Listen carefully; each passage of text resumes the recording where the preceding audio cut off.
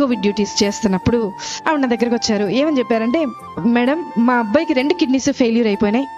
ఆ 2 కిడ్నీస్ ఈ ట్రీట్మెంట్కి ఎక్కడికి వెళ్ళినా సరే అందరూ కోవిడ్ ట్రీట్మెంటే చేస్తున్నారు, కానీ మా అబ్బాయికి ట్రీట్మెంట్ చేయట్లేదు. మరి ఏదో ఒక విధంగా మీరు కొంచెం సిఫార్సు చేస్తే, మీ పై అధికారికి సిఫార్సు చేస్తే మా అబ్బాయిని అడ్మిట్ చేసుకుని, బెడ్స్ ఖాళీ లేవు. 2 కిడ్నీస్ ఫెయిల్యూర్ అయిపోయిన పేషెంట్ని అడ్మిట్ చేసుకుని అక్కడ పెట్టుకుని ఎలా చేస్తారు? చేయలేని పరిస్థితి. నేను అంటాను, ఒకసారి డాక్టర్ గారిని అడిగి చూస్తానమ్మా అన్న. డాక్టర్ గారిని అడిగితే డాక్టర్ గారు అన్నారు, 2 కిడ్నీల ట్రీట్మెంట్ ప్రస్తుతానికి మనం స్టార్ట్ చేయాలి అని అన్న, బేసిక్గా ఒక రోజుకి 24 గంటలకి 1.5 లక్షల రూపాయలు అవుతాయి. కార్పొరేట్ హాస్పిటల్ అది. మరి వాళ్ళు కడతారా? నేను ఆవిడ దగ్గరికి వచ్చి అడిగాను. ఆవిడ ఈ బైబిల్ చూపించి అందే, అమ్మా నాకు వెనక ముందు ఎవ్వరు లేరు, నా దేవుడే నా దిక్కు, నేను ఎక్కడికి వెళ్ళి వెతకలేను, అడగలేను, దేవుడిని పట్టుకుని చెప్తున్నానమ్మా, 24 గంటల టైం ఇవ్వు, రేపటి లోపల కట్టేస్తాను. మీరు ఎక్కడైనా చూసారా హాస్పిటల్లో డబ్బులు కట్టకుండా ముందు జాయిన్ చేసుకునే వాళ్ళు ఏమన్నా చూసారా? ఆవిడ రిక్వెస్ట్ మేరకు పై డాక్టర్తో రిక్వెస్ట్ చేస్తే జాయిన్ చేసుకున్నాం. సరే, ట్రీట్మెంట్ జరుగుతూ ఉంది. చూస్తూ ఉన్నా, మొదటి గంట చూసా ఆవిడ ఏం చేస్తుంది, ఎవరికైనా మెసేజ్లు పెడుతుందా, ఎవరికైనా వాట్సాప్లో మెసేజ్ పెట్టి డబ్బులు ఏమన్నా డొనేషన్ లాగా గ్యాదర్ చేస్తేమో. మధ్యాహ్నం 11:30కు ఆ సమయంలో అడ్మిట్ చేశాం. 12:30 అవ్వింది. అందరినీ అడిగా, ఆవిడ ఉన్నారు కదా, ఆవిడ ఏం తిన్నారో ఒకసారి అడుగుతారంటే మా నర్సులు అందరూ అన్నారు, మేడం ఆవిడ మోకరించింది, ప్రార్థన చేస్తుంది, అసలు మేము వెళ్తున్నా పక్కకి తప్పుకోవట్లేదు మేడం, మేము అలాగే ట్రీట్మెంట్ చేసి వచ్చేస్తున్నాం అన్నారు. సరే, ఆవిడని డిస్టర్బ్ చేయదు. మధ్యాహ్నం 1:30 అయింది, చూశాను ప్రార్థన చేస్తుంది. సాయంత్రం 4:30 అయింది, చూశాను ప్రార్థన చేస్తుంది. రాత్రి 6:30 అయింది, చూశాను ప్రార్థన చేస్తుంది. రాత్రి 9:30 అయింది, చూశాను ప్రార్థన చేస్తుంది. రాత్రి 11:30 అయింది. అంటే ఆవిడ మోకరించి 12 గంటలు అవుతుంది, ప్రార్థన చేస్తుంది. 1:30 రాత్రి, 1:30 అర్ధరాత్రి ప్రార్థన.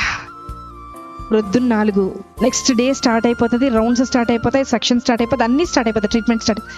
మాకు స్టార్ట్ అయిపోయింది, కానీ ఆవిడకి మాత్రం ప్రార్థన ఎండవల. 7:30 ప్రార్థన. మరుసటి రోజు 8:30 ప్రార్థన. 9ంటికి బిల్ వచ్చేస్తుంది, జనరేట్ అయ్యి ఆ రోజుకి డే స్టార్ట్ అవ్వాల్సిన బిల్ వచ్చేస్తుంది. బిల్ వచ్చింది. అందరు పేషెంట్స్ రౌండ్స్ అయిపోయినాయి, ఈవిడ దగ్గరికి వెళ్ళాలి.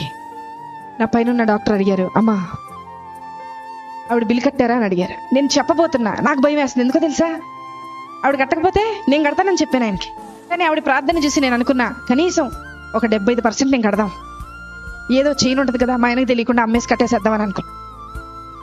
తెలిస్తే ఒప్పుకోరు కదా అనుకున్నా.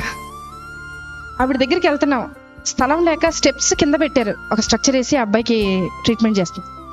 అక్కడికి వెళ్ళేలోపు, అడుగు అక్కడికి పెట్టేలోపు డాక్టర్ గారు అన్నారు, నా పక్కన డాక్టర్ గారు అన్నారు, మేడం హాస్పిటల్ అని అన్నారు. చెప్పండి సార్, ఏదో మీరు చెప్తున్నారు అంటే ఇంకా కొంచెం టైం దొరుకుద్దేమో, ఏదైనా ఆన్సర్ ఆలోచించి ఆయనకు చెప్దాం, ఎందుకంటే ఆవిడ ఇంకా కట్టలేదు, ప్రార్థన అవ్వలేదు ఆవిడది అక్కడ. అంటే ఆయన అన్నారు, మేడం యాక్చువల్గా ఈరోజు మా అమ్మగారు చనిపోయి 10 సంవత్సరాలు అవుతుందండి, ఈరోజు 10వ సంవత్సరం వర్ధంతి. వాళ్ళకి చెప్పేయండి మేడం, వాళ్ళకి ఫ్రీ ట్రీట్మెంట్ చేసేద్దాం, వాళ్ళ దగ్గర రూపాయి కూడా తీసుకొద్దామని. నేను వెళ్ళి లేపానావండి, లేపి తీసుకొచ్చాను. బిల్లు కట్టక్కర్లేదు నువ్వు అన్నా. నాకు తెలుసు మేడం, నా భర్త వదిలేసి వెళ్ళిపోయినా, నా బిడ్డ నా చెయ్యి దాటిపోయినా, నన్ను ఈ లోకంలోకి తీసుకొచ్చిన యేసయ్య నా చెయ్యి విడిచిపెట్టడం. ఒక మాట చెప్పనా, ఆవిడ సెటప్ బాగాలేదండి, చీర మొత్తం చినిగిపోయింది, బ్లౌజ్ చినిగిపోయింది, జుట్టు సరిగా దవ్వలేదు. నేనన్నా, నీ బయట గెటప్ బాగోలేదు, కానీ నీ లోపల సెటప్ విశ్వాసం మాత్రం చాలా బాగుంది. మాకు నన్ను కూడా కలుపుకున్నా, మీతో పాటు నన్ను కూడా కలుపుకున్నా, మాకు గెటప్లు బాగున్నాయి, పనికి రాని గెటప్లు ఇవి, కానీ లోపల సెటప్ లేదు. బయకి గెటప్ ఏ ఉపయోగం? ఎక్కడ ఎత్తుకుతున్నారు ఈరోజు? వద్దాం ఏసై దగ్గరికి, వద్దాం ఏసై దగ్గర ఎత్తుకుతాం, ఏసై దగ్గర వెతుకుతాం.